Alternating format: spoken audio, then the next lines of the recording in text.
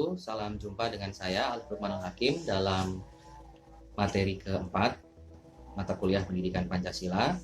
Kita akan berbicara di materi keempat ini tentang makna penting Pancasila dalam kajian sejarah bangsa Indonesia.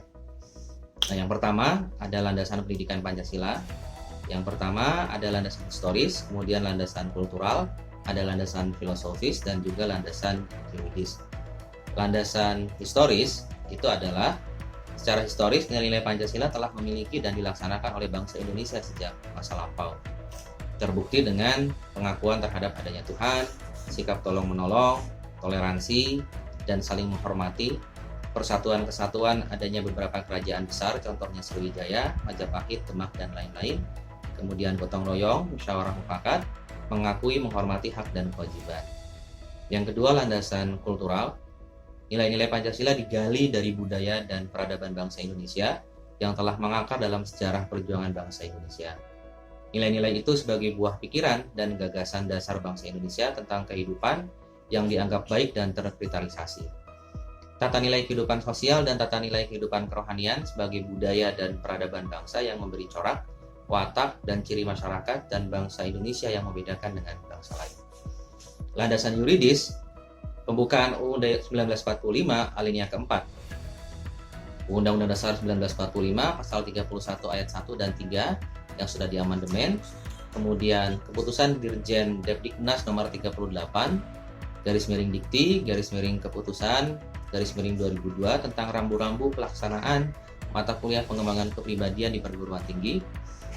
Undang-Undang nomor 12 pasal 35 tahun 2012 tentang pendidikan tinggi yang menyatakan bahwa kurikulum pendidikan tinggi wajib memuat mata kuliah agama, Pancasila, kewarganegaraan, dan bahasa Indonesia. Setiap warga negara berhak mendapatkan pendidikan. Itu ada dalam pasal 31 ayat 1. Kemudian pemerintah mengusahakan dan menyelenggarakan satu sistem pendidikan nasional yang meningkatkan keimanan dan ketakwaan serta akhlak mulia dalam rangka mencerdaskan kehidupan bangsa yang diatur dengan undang-undang. Ini dalam pasal 31 ayat 3 Undang-Undang Dasar 1945. Yang terakhir, landasan filosofis. Pancasila sebagai dasar filsafat negara mengharuskan penyelenggaraan negara harus bersumber pada nilai-nilai Pancasila. Begitu juga peraturan yang berlaku di negara harus bersumberkan pada Pancasila sebagai sumber hukum. Pancasila sebagai falsafah negara berfungsi sebagai landasan dasar negara yang berada di atasnya, yakni sebagai hakikat, tujuan, kedudukan, atau penyelenggaraan negara diarahkan atau diisi oleh Pancasila. Kemudian ada tujuan pendidikan Pancasila yang meliputi tujuan nasional, tujuan pendidikan nasional, dan juga tujuan pendidikan Pancasila. Yang pertama, tujuan nasional. Dalam alinea keempat pembukaan Undang-Undang Dasar 1945, kita tahu ada 4 tujuan nasional. Yang pertama, melindungi segenap bangsa Indonesia dan seluruh tumpah darah Indonesia, memajukan kesejahteraan umum, mencerdaskan kehidupan bangsa, ikut serta dalam melaksanakan ketertiban dunia. Ya. Kemudian yang kedua adalah tujuan pendidikan nasional, di mana Undang-Undang Nomor 2 Tahun 1989 junto Undang-Undang Nomor 20 Tahun 2003 tentang Sistem Pendidikan Nasional mengatakan bahwa pendidikan nasional adalah untuk meningkatkan kualitas manusia Indonesia, yaitu manusia yang bertakwa terhadap Tuhan Yang Maha Esa, berbudi pekerti luhur, berkepribadian mandiri, maju, tangguh, cerdas, kreatif, terampil, berdisiplin, beretos kerja profesional, bertanggung jawab, dan produktif serta sehat jasmani dan rohani. Pendidikan nasional harus menumbuhkan jiwa patriotik dan mempertebal rasa cinta tanah air, meningkatkan semangat kebangsaan dan kesetiakawanan sosial, serta kesadaran pada sejarah bangsa dan sikap menghargai jasa para pahlawan, serta berorientasi ke masa depan. Ya, kemudian tujuan pendidikan nasional atau tujuan pendidikan Pancasila berdasarkan keputusan Dirjen Dikti nomor 38 keputusan tahun 2002 tentang rambu-rambu pelaksanaan mata kuliah pengembangan kepribadian di perguruan tinggi, dinyatakan bahwa pendidikan Pancasila bertujuan mengantarkan mahasiswa memiliki kemampuan untuk mengambil sikap bertanggung jawab sesuai dengan nuraninya, mengantarkan mahasiswa memiliki kemampuan untuk mengenali masalah hidup dan kesejahteraan serta cara-cara pemecahannya, mengantarkan mahasiswa mampu mengenali perubahan-perubahan dan perkembangan iptek dan seni, ya, mengantarkan mahasiswa memiliki kemampuan untuk memakai sejarah dan nilai-nilai budaya untuk menggalang persatuan Indonesia. Nah, kemudian ada perjuangan melawan penjajahan yang secara sejarah kita bisa tahu pertama perjuangan sebelum abad ke-20, kemudian masa pergerakan nasional tahun 1908 sampai 1945 ditandai dengan adanya kebangkitan nasional Budi Utomo 20 Mei 1908, peristiwa Sumpah Pemuda 28 Oktober 1928, dan juga adanya penjajahan Jepang tahun 1942 sampai 1945. Perjuangan sebelum abad ke-20 itu banyak sekali, terutama runtuhnya Majapahit. Kita ambil contoh berkembangnya kerajaan Islam dengan raja yang disebut sultan atau kesultanan, bersamaan dengan datangnya bangsa barat dahulu mengawali penjajahan di Indonesia. Portugis, ada Belanda yang kemudian memiliki tujuan untuk berdagang awalnya atau merkantilisme, namun kemudian malah menjadi penjajah. Contohnya Belanda itu dengan VOC atau disebut di Indonesia sebagai company, seperti itu. Kemudian banyak perlawanan-perlawanan lain yang terjadi di Nusantara.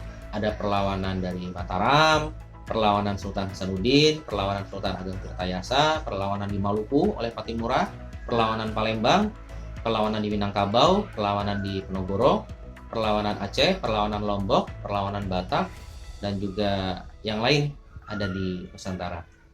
Kemudian kita tahu pergerakan nasional tahun 1908 sampai 1945 ditandai dengan munculnya Budi Utomo 20 Mei 1908, ya. Kemudian kita tahu cita-cita pendiri Budi Utomo, Dr. Wahidin Sudirohusodo, adalah bagaimana kemudian para pelajar itu bisa mengimplementasikan dan mengaplikasikan ilmu yang diperolehnya, kemudian bisa berguna bagi bangsa dan negara ini. Kemudian slide-slide lain bisa teman-teman lihat dalam materi yang akan saya bagikan di Google Classroom. Akhirnya bisa saya simpulkan dari mata kuliah ini sebetulnya banyak sekali peran dari founding fathers atau bapak-bapak pendiri bangsa, tapi jangan lupakan kita juga punya founding mothers atau perempuan, wanita yang bergerak juga.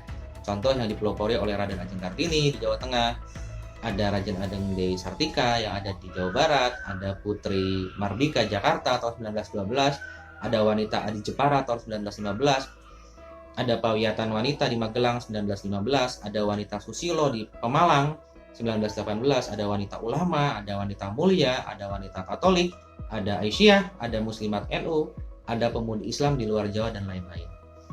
Nah, kemudian kita masuk ke Sumpah Pemuda, ya. Sumpah Pemuda 28 Oktober 1928 yang menginginkan kita berbangsa yang satu, bangsa Indonesia, bertanah air yang satu, tanah air Indonesia, dan juga berbahasa persatuan yang satu, bahasa Indonesia. Seperti itu. Kemudian selain itu bisa Anda baca di materi, ya, bagaimana kemudian proses selanjutnya ada proklamasi 17 Agustus 1945 yang merupakan puncak dari perjuangan bangsa Indonesia dalam mendirikan Negara Kesatuan Republik Indonesia. Kemudian hal-hal lain sekali lagi bisa dilihat di materi yang akan saya bagikan di Google Classroom, ya.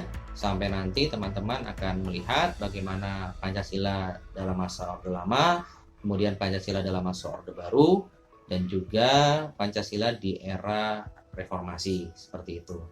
Nanti akan kita lanjutkan di forum diskusi dalam pertemuan kita secara daring. Terima kasih.